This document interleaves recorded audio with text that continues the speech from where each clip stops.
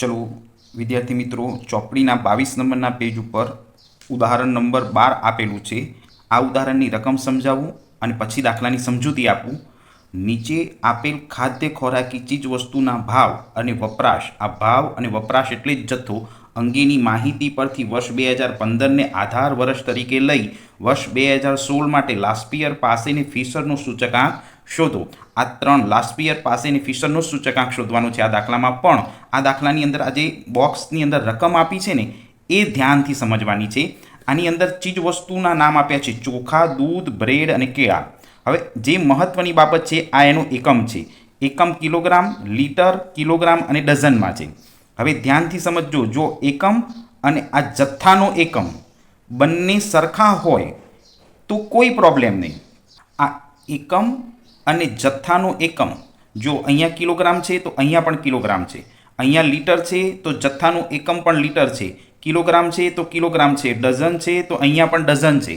તો દાખલામાં કોઈ મુશ્કેલી નથી। તો પહેલો દાખલો એવો જ લીધો છે કે એમાં દાખલામાં આપેલો એકમ અને એના જથ્થાનો એકમ સરખો હોય। હવે આના પછીના જે દાખલા શીખવાડીશ એમાં અહીંયા આગળ કિલોગ્રામ લખ્યા હશે જ્યારે જથ્થો ગ્રામમાં આપ્યો હશે, અહીંયા ડઝન લખ્યા હશે અને જથ્થો નંગમાં આપ્યો હશે, અહીંયા આગળ કિલોગ્રામ લખ્યા હશે અને જથ્થો ટનમાં આપ્યો હશે। એવા દાખલાની આપણે સમજૂતી મેળવીશું।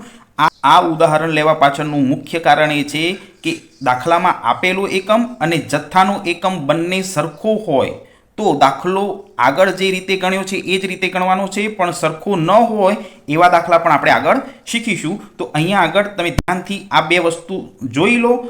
ચલો, આ વર્ષ 2016 છે જે ચાલુ વર્ષ છે અને આ વર્ષ 2015 છે જે આધાર વર્ષ છે। આ દાખલામાં ચાલુ વર્ષની માહિતી પહેલાં આપી છે અને આધાર વર્ષની માહિતી પાછળ આપી છે। તો આપણે આ ભાવ લખ્યો છે એને P1 કહીશું। આ ચાલુ વર્ષ છે 2016 એટલે આને P1 કહીશું અને આને Q1 કહીશું। અને આ 2015 એ આધાર વર્ષ છે એટલે આને P0 કહીશું, ભાવ એટલે P0 અને Q0 કહીશું। દાખલો ગણતી વખતે આધાર વર્ષની માહિતી આગળ લખવાની અને ચાલુ વર્ષની માહિતી પાછળ લખી દેવાની અને પછી દાખલાનું ટેબલ બનાવવાનું। ચલો વિદ્યાર્થી મિત્રો, સૌ પ્રથમ વસ્તુના નામ લખી દેવાના, ચોખા, દૂધ, બ્રેડ અને કેળા। પછી એનું એકમ કમ્પલસરી લખવાનું, દરેક વિદ્યાર્થીએ આ એકમનું ખાનું કમ્પલસરી બનાવવાનું। કિલોગ્રામ, લીટર, કિલોગ્રામ અને ડઝન દાખલામાં એકમ આપ્યો હોય તો આ ખાનું કમ્પલસરી બનાવવાનું। હવે આ બોક્સની હું સમજૂતી આપું તો તમે દરેક જણ તમારું પુસ્તક સાથે રાખજો।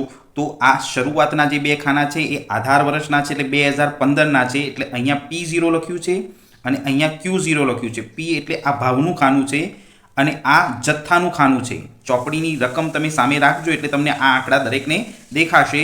આ 2015 માટેના બે ખાના છે જે આધાર વર્ષ છે અને પાછળના જે બે ખાના છે જે ચાલુ વર્ષ છે। એટલે પહેલું ખાનું છે એને ભાવ કીધું છે P1 અને બીજું ખાનું છે એ Q1। હવે આ બધા આંકડા ચોપડીની રકમના બેઠા જ છે, આમાં કોઈ પરિવર્તન કરેલું નથી, માટે અહીંથી અહીં સુધી તો માત્ર રકમ જ છે। હવે મેં આગળ જેમ બે દાખલામાં શીખવાડ્યું, આ ચાર ખાનામાં આ ટાઇટલ કેવી રીતે બનાવવા, PQ 4 વાર લખી દેવાનું, પહેલાં 1000 રૂપિયા લખવાના એટલે આ બે ખાના લાસ્પિયરના બનશે અને આ બે ખાના પાસેના બનશે। અહીંયા 1101 લખવાના અને અહીંયા 1000 લખવાના। હવે દાખલાની ગણતરી કરતી વખતે આ ચાર ખાનામાં ખાલી ગુણાકાર કરીને મૂકવાનો છે, જેમાં અગાઉ શીખવાડ્યું હતું। તેમ છતાં ફરીથી ઝડપથી લઈ લઈએ। P1 અને Q0 નો ગુણાકાર કરવાનો છે, તો P1 આ રહ્યો અને Q0 નો ગુણાકાર આ રહ્યો। આ બંને ખાનાનો ગુણાકાર કરી અને પછી તમે આ ખાનું ભરો એટલે તમારા આ ખાનાના જવાબો આવી જશે, જે તમારે જાતે કરવાના છે। હવે સ્ટેપ આગળ જોઈએ, P0 અને Q0। તો જુઓ, P0 અને Q0 એટલે આ બે ખાનાનો ગુણાકાર કરી 4 વખત તમે આ ખાનામાં મૂકો એટલે તમારો જવાબ આવશે। હવે P1 અને Q1, તો આ P1 અને Q1 આ બે ખાનાનો ગુણાકાર કરી તમે આમાં મૂકો એટલે આ ખાનાનો જવાબ આવશે। અને છેલ્લું P0 અને Q1, તો આ P0 અને આ Q1 છેલ્લું ખાનું, પહેલું ખાનું અને છેલ્લું ખાનું આ બંને ખાનાનો ગુણાકાર કરી તમે અહીંયા મૂકશો એટલે તમારો આ જવાબ આવશે। આ બધા આંકડા મળ્યા પછી દરેકનું ટોટલ કરી દેવાનું। આ ચારે જણના ટોટલ કરી દો એટલે આગળના બે ટોટલ પરથી લાસ્ટ પિયર શોધી શકાશે અને પાછળના બે ટોટલ ઉપરથી પાસેનો સૂચકાંક શોધી શકાશે. ચલો સૌ પ્રથમ આપણે લાસ્ટ પિયરનો સૂચકાંક શોધીએ. લાસ્ટ પિયર એટલે આઈએલનો સૂચકાંક શોધવા આ એનું સૂત્ર છે. સૂત્ર કેવી રીતે બનાવવાનું મેં શીખવાડેલું છે, પણ આગળના બે ખાનાનો ઉપયોગ કરી તમે લાસ્ટ પિયરનો સૂચકાંક શોધી શકો. તો 740 ઉપર લખવાના અને 669 નીચે લખી ગુણ્યા 100 કરવાનો. તો આ બંનેનો ગુણાકાર કરી આના વડે ભાગો તો તમારો લાસ્ટ પિયરનો સૂચકાંક લાસ્ટમાં 110.61 મળશે. પાસેનું સૂચકાંક શોધવા માટે આ એનું સૂત્ર લખેલું છે.